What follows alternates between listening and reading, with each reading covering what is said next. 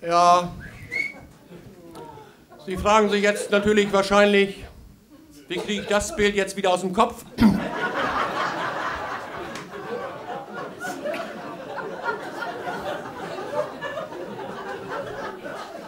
Letzte Woche haben wir vor 140 Landfrauen gespielt. Was glauben Sie, mit welcher Nummer wir angefangen haben? Nein, aber ich wollte den Damen im Saal eben auch mal so einen optischen Leckerbissen bieten. Ja, hallo? Weil ich mich genau mag. Da komm doch. Und den Männern so ein bisschen die Arbeit abnehmen, die kumpeln und die Frauen schon mal so ein bisschen vorirodisieren. Ja. Und vor allen Dingen meinen männlichen Kollegen, den Kumpels mal zeigen, wie so ein gut durchtrainierter Körper mit 55 noch aussehen kann.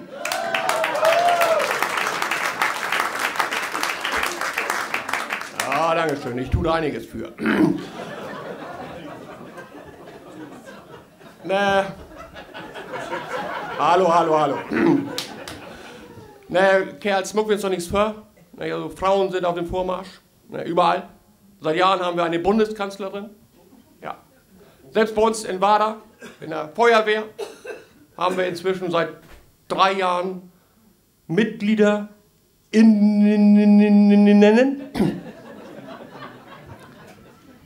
Wenn die denn da beim Antreten brüllen, Ruheglied! Dann finde ich das Paradoxum und das nie verstohlen.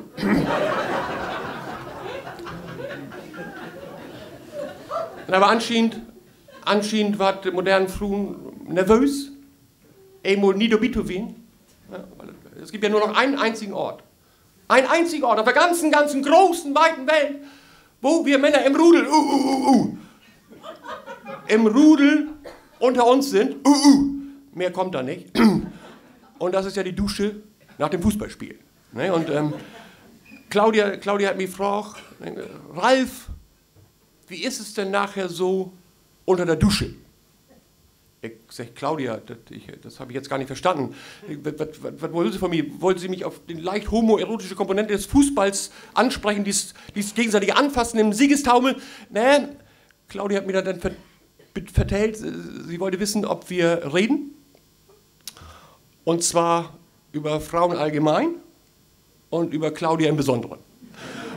Und ich sage, Claudia, also ehrlich gesagt, wir reden nicht, wir riechen.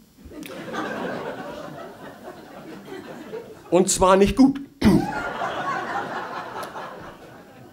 Manche von uns, die duschen nur nach dem Spiel. Ne?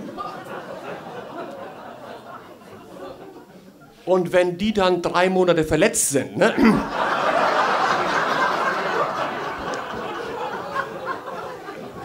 Ich sag mal so, Ungeziefer haben wir nicht in der Kabine. Ja. Wenn sich da eine Mücke verjährt, dann macht das und dann ist die weg. Ne? Ich sag mal, Paral, sag ich immer, das ist Sammelumkleidekabinengeruch in Dosen. Anders kann ich mir die überragende Wirkung von dem Zeug einfach nicht erklären. Ne? Und Claudia sagt, Ralf, das ist ja völlig primitiv. Ich sage, Claudia, ja, das stimmt. Aber das kommt auch noch aus dieser archaischen Zeit, wo ihr Frauen uns Männer in die Höhle gezogen haben. Ne? Und da wir modernen Männer keine Höhle mehr haben, gehen wir eben gemeinsam in die Sammelumkleidekabine. Ne? Und das hat auch seinen Sinn.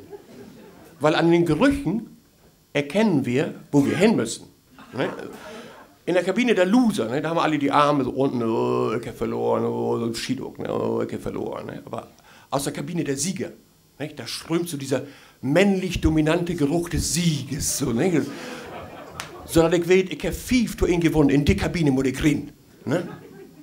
Ganz heikler Moment ist tatsächlich dann zu überstehen, wenn 25 ihre Schuhe ausgezogen haben. Ne. Das muss man wirklich nicht mögen.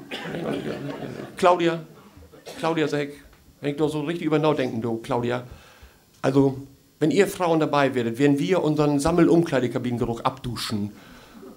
Ich glaube, ihr würdet alle lesbisch werden und das wollen wir fußballspielenden Männer auf jeden Fall vermeiden. Dankeschön.